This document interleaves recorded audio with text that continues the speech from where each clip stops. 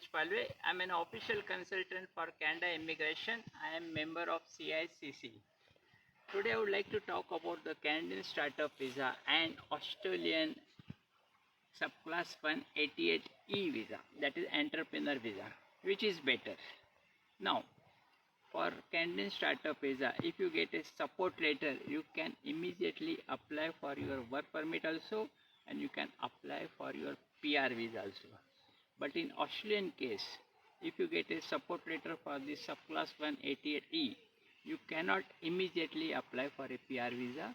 First you have to apply for a work permit, whichever is your startup idea. You have to show certain results, certain parameters, certain milestones you have to achieve, and after 2 years you become eligible for applying for an Australian PR visa.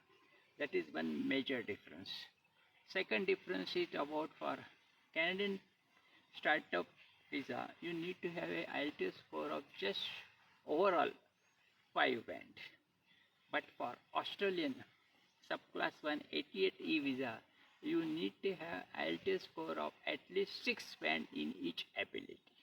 That is the second major difference.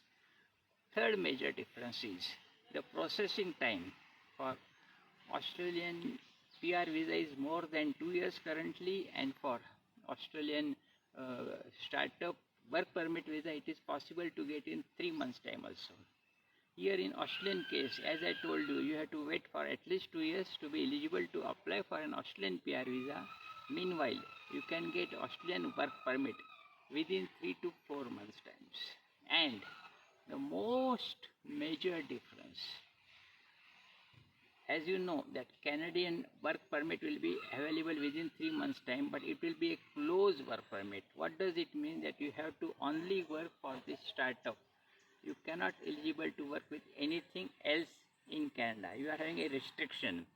But in Australian subclass 188 work visa, it is an open work permit. What does it mean? That you can work simultaneously. Apart from your startup idea, you can work for some other things also. So basically you will having multiple revenue streams. You can get some revenue from your startup if it is profitable. You can parallelly work as an open work permit holder. Third thing, if you are having a spouse, she will be also getting an open work permit in Australian case. So considering all these things, you have to decide which is better. Some people are having problem with the weather, so they tend to avoid Canada. In Australian case, weather is like India's weather, very sunny, isn't it? So whichever way you want to go, we are there to help you. Thank you for listening. This is Manoj Palwe. Thank you.